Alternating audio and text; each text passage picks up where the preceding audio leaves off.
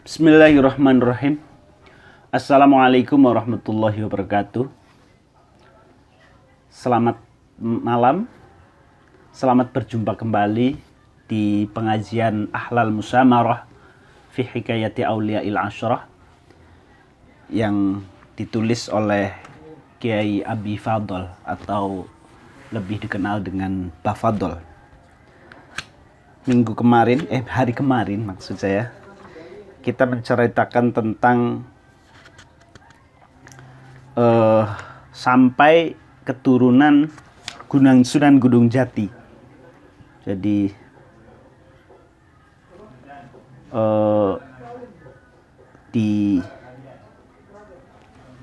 yang ditulis oleh Kiai Abi Fadl dalam kitab ini bahwa Sunan Gunung Jati ini masih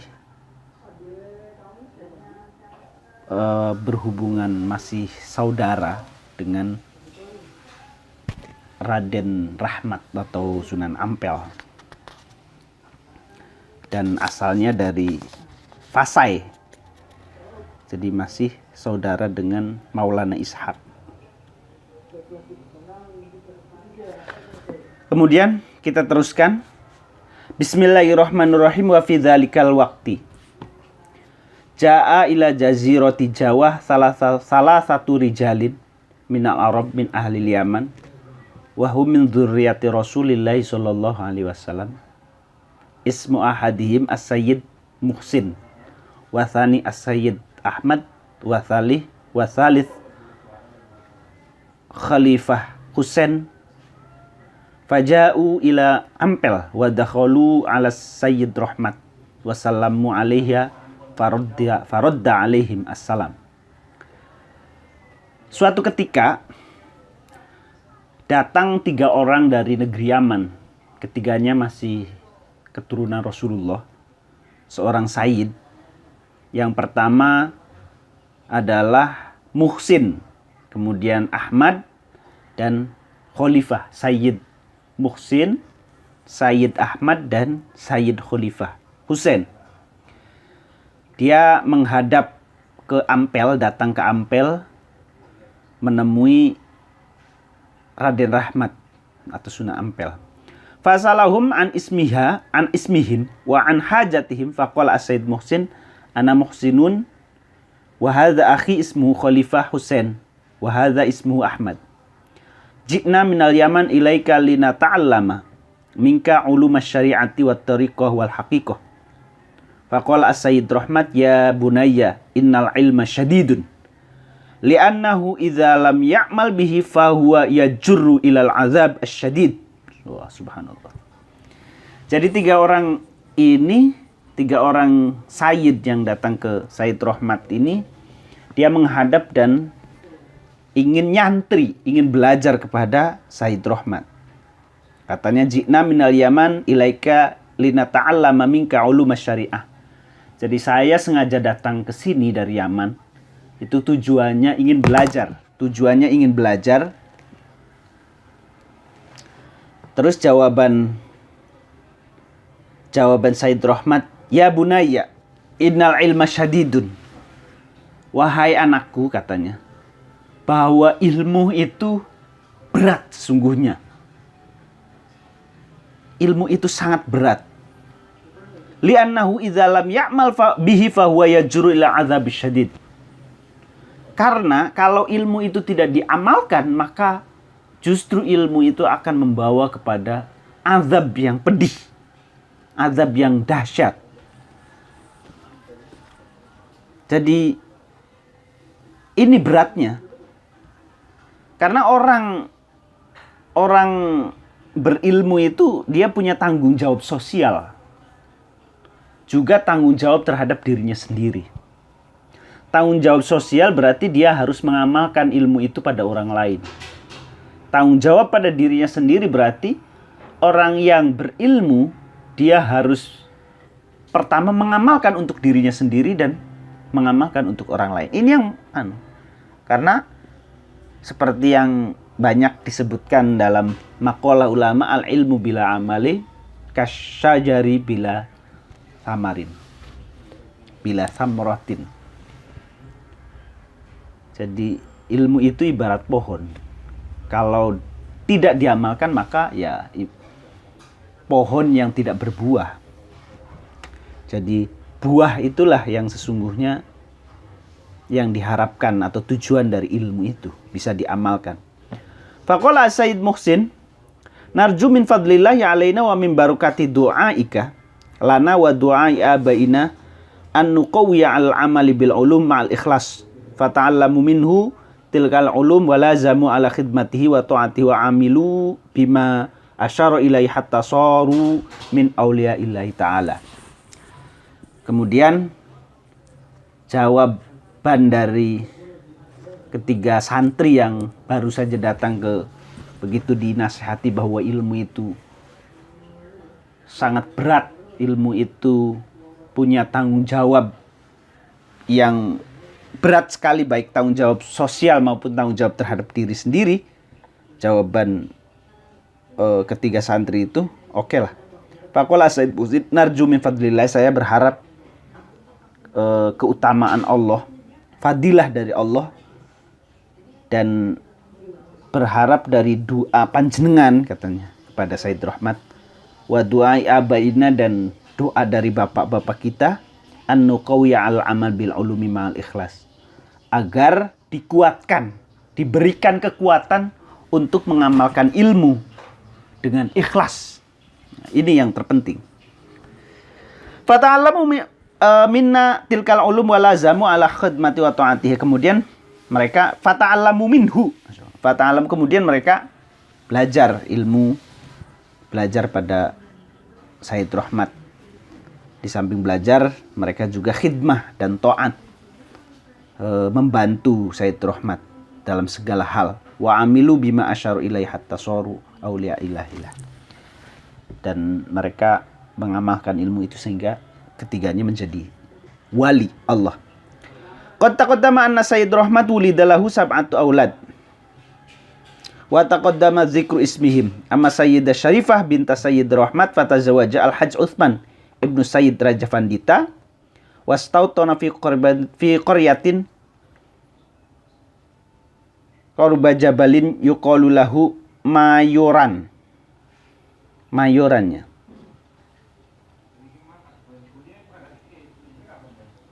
Wa'tazala hunaka wa takhalla li'ibadati wartadha li mukhalafati nafsihi wa hawahu masyaallah.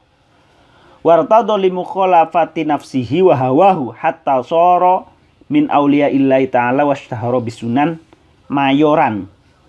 Wa wulidalahu waladun yuqalu Amir Husain.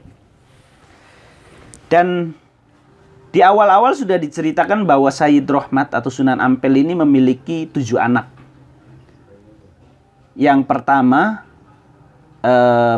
maksudnya Sayyidah Syarifah binti Sayyid Rahmat ini nikah dengan Hajj Utsman ibnu Sayyid Raja Pandita, anaknya Raja Pandita.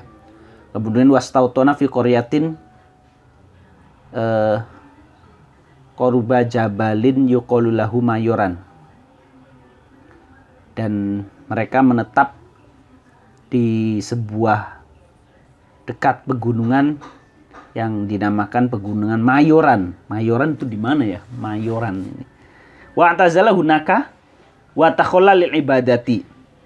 Dan dia uzlah, menyepi, menyendiri, bertapa, semedi di gunung ini dengan memperbanyak ibadah.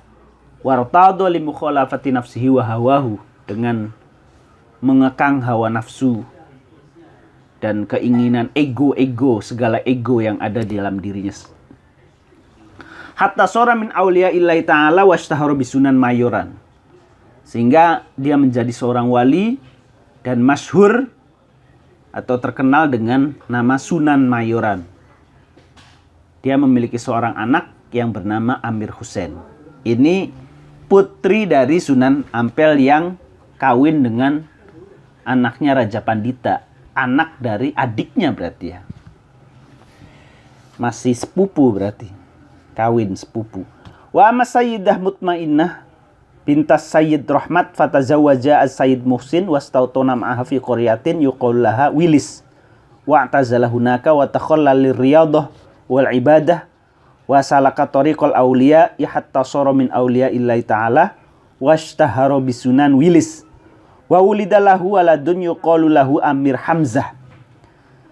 Kemudian Sayyidah Mutmainnah binta Sayyid Rahmat, anaknya Sayyid Rahmat, berarti anak yang kedua, itu kawin dengan Sayyid Muhsin. Kemudian mereka tinggal di sebuah daerah yang bernama Wilis. Wa tazala hunaka wa takhala liriyadhah wal ibadah. Di sini dia uzlah. Kemudian menyepi, menyendiri, riyadhah dengan memperbanyak ibadah. Wa salaka tariqal auliya. Dia menempuh jalan kewalian. Hatta sara min auliya illahi ta'ala, sehingga dia menjadi seorang wali.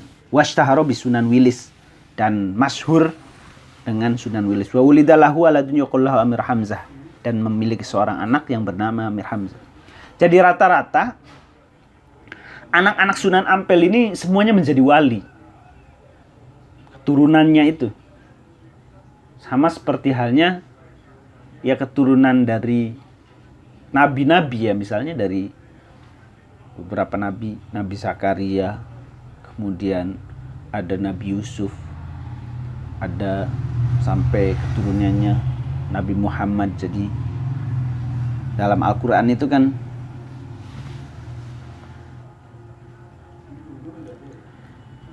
nabi yang menurunkan nabi-nabi.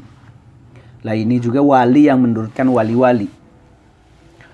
Wa amma Sayyidah Hafsah bintas Sayyid Rahmat wa yuqal laha Nyai Ageng Meloka. Fatazawwaja As-Sayyid Ahmad wastautona ma'aha fi qaryatin biqarbi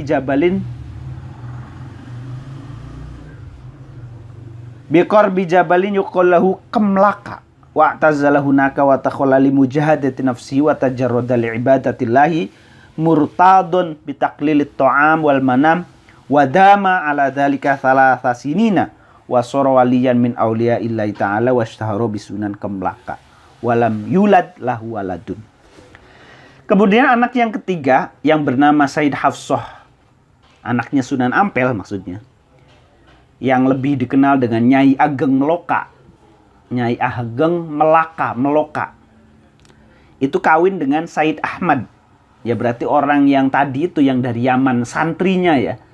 Sayyid santri dari Yaman, Sayyid Husain, Sayyid Ahmad, kemudian Muhsin ya, Sayyid Muhsin, Husain dan Ahmad. Khalifah Husain dan Ahmad. Ini dikawinkan dengan anak-anaknya Sunan Ampel. Lah yang Sayyid Ahmad ini kawin dengan putra Sunan Ampel bernama Sayyidah Hafsah. Wastautona ma'aha fi qaryatin biqarbi jabalin yuqal lahu Kamlaka. Mereka tinggal di dekat pegunungan yang diberi nama Kamlaka. Wa tazala hunaka wa takhalla li mujahadati nafsihi wa tajarrada li ibadatillah. Di sini dia melakukan uzlah dan menyepi. Mujahadati nafsihi. Li mujahadati nafsihi wa tajarrada li ibadatillah. Menyendiri, berdiam diri dengan memfokuskan untuk beribadah kepada Allah. Murtadun bi taqlilit ta'am wal manam, dengan sedikit makan dan tidur. Wadama ala dzalika thalatha sinina. Dan dia melakukan itu, riyadhah dan lain-lain itu selama 3 tahun. Wasar waliyan min auliya illahi ta'ala washtahara bisunan Kamlaka. Sampai dia menjadi seorang wali dan dinamakan dengan Sunan Kamlaka. Tetapi dia tidak memiliki seorang anak. Walam yulad lahu waladun. Wa amma Sayyid Ibrahim ibn Sayyid Rahmat fatazawaja Dawi'irah binta Jaka Kendar. Wa ulidalahu minha waladun unsa yuqalu laha Rohil. Wa sara imaman li ahli Lasem wa li ahli Tuban. Wastautona fi qaryatin yuqalu lahu Bonang min wilayati Lasem. Wa takhalla lil ibadah fauqa jabalin yuqalu lahu Kendeng. Kendeng apa? Kendeng ya. Kendeng. Pegunungan Kendeng. Kendeng. Qaribin min sahilil bahri wajtahada fi riyadah bitaqlil tu'am wa hajaro ladzizal manam wa jahada nafsahu bi mukhalafati hawahu wa alzama nafsahu ala fi'lil faraid wa nawafil ala fi'lil faraid wa nawafilil ibadati mutajarridan li ta'atir rahman wa mujahadatan asyaiton wa mujahadat asyaiton mu'tazilan 'alan nas wa ka'anna mustazilan 'anin nas wa ka'anna lisan halihi yaqul. Kemudian adapun anak Sayyid Rahmat yang laki-laki yaitu Sayyid Ibrahim ibnu Sayyid Rahmat itu kawin dengan Dewi Iroh. Dewi Iroh ini anaknya Jaka Kendar. Dia memiliki seorang anak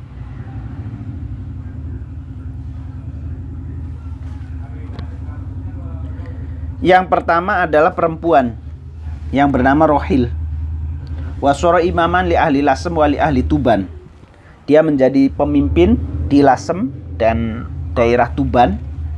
Lasem Tuban ya perbatasan Jawa Timur kalau sekarang. Wastautona fi qaryatin yuqalu laha Bonang. Kemudian dia berdiam di sebuah daerah, sebuah desa yang bernama Bonang, Sunan Bonang ya. Min wilayati Lasem. Masuk daerah Lasem. Wa takhalla lil ibadi fawqal jabalin yuqalu lahu Kendeng. Kendeng, Gunung Kendeng. Kemudian dia ya sama menyepi, bersemedi atau kholwat lah. Uzlah dan kholwat di atas gunung yang bernama Gunung Kendeng. Nah, gunung ini qaribin min sahil bahri, dekat pantai. Pantai Lasem ya. Wajtahada fi riyadah bi taqlil tu'am, dengan mujahadah riyadah latihan batin, olah batin bitaqlilit ta'ami, dengan sedikit makan. Kemudian wahajri ladzizal manam, wahajaru ladzizal manam, kemudian sedikit tidur, wajahada nafsahu bi mukhalafati hawahu. Wahajaru ladzizal manami wajahada nafsahu bi mukhalafati hawahu, dengan latihan memerangi hawa nafsu. Wa alzama nafsahu ala fi'lil faraid wa nawafilil ibadah.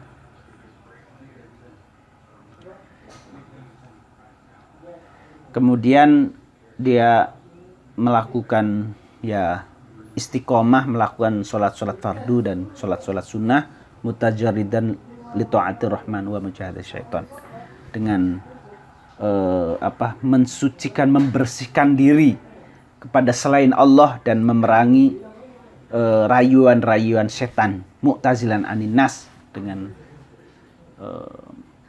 uzlah, menyepi, menyendiri, menarik diri dari komunitas masyarakat, dari masyarakat. Ya sampai dia menjadi seorang wali juga. Walam yazal as-Sayyid Ibrahim ala dzalika hatta sura min kibari auliya'illahi ta'ala wasyahara bisunan Bonang.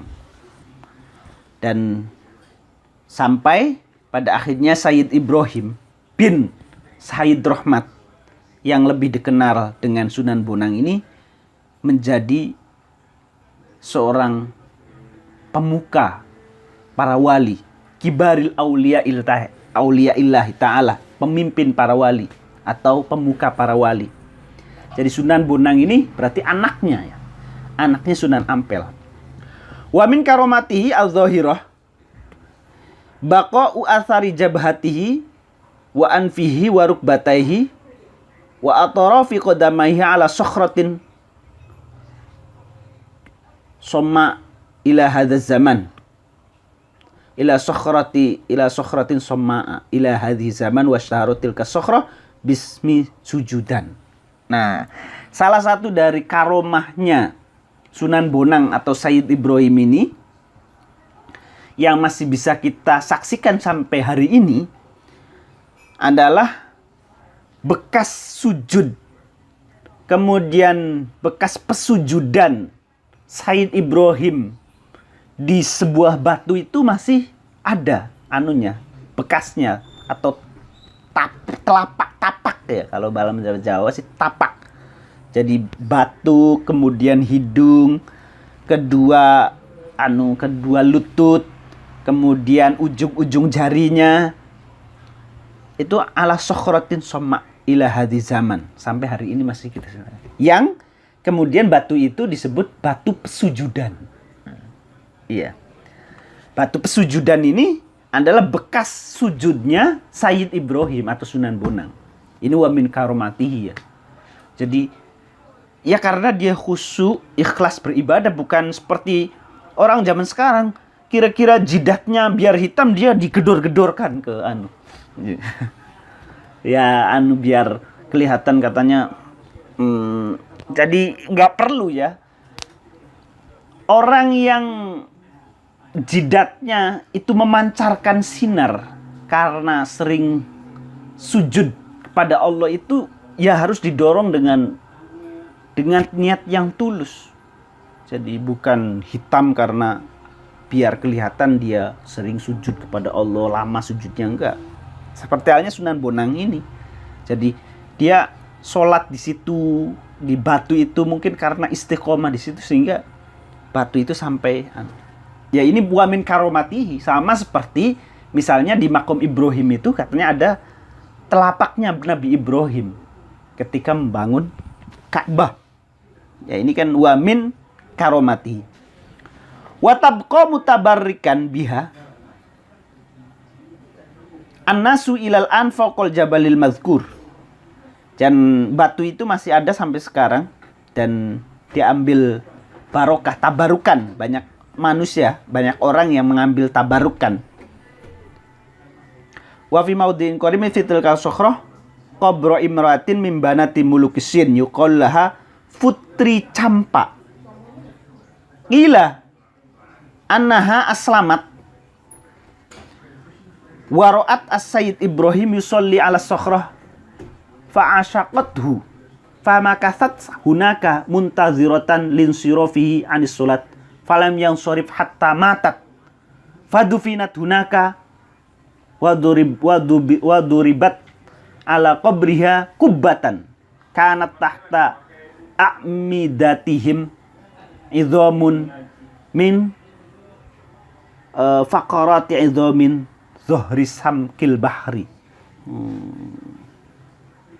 Min faqarati idhami dhuhri samakil bahri. Jadi tidak jauh dari kuburan Sunan Bonang ini, Sayyid Ibrahim ini,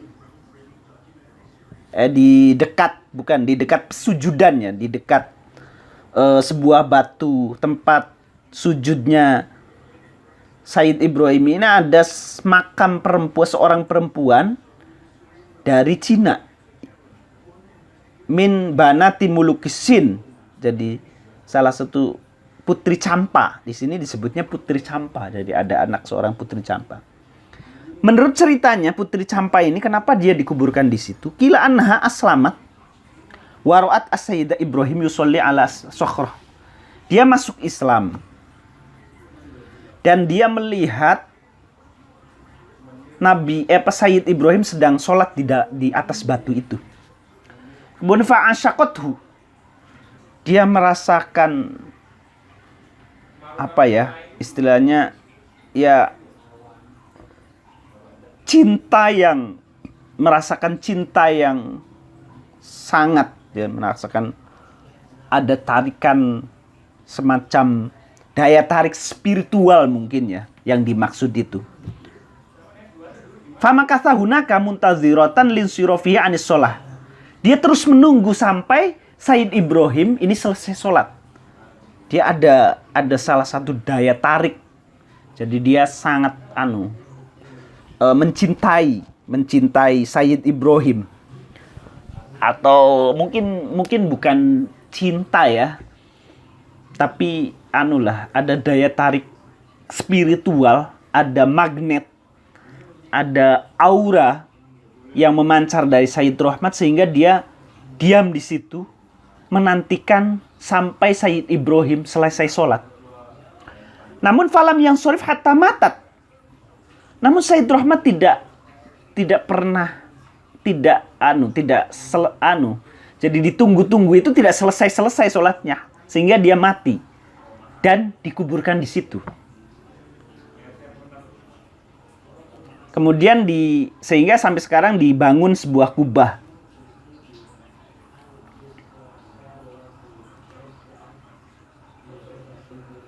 Qila wa min karomati hajaroni ala surati khinzir yanzu ala khinzirah. Wa dzalika annahu marra fi dzalika at-tariq ma'a ba'di muridihi. Fa idzan amamahu khinzir yanzu ala khinzirah. Faqala lahu muriduhu wa huwa yadhunnu annahu lam ya'rifhuma. Inna amamaka khinzir yanzu ala khinzirah. Faqala bal huma hajaroni.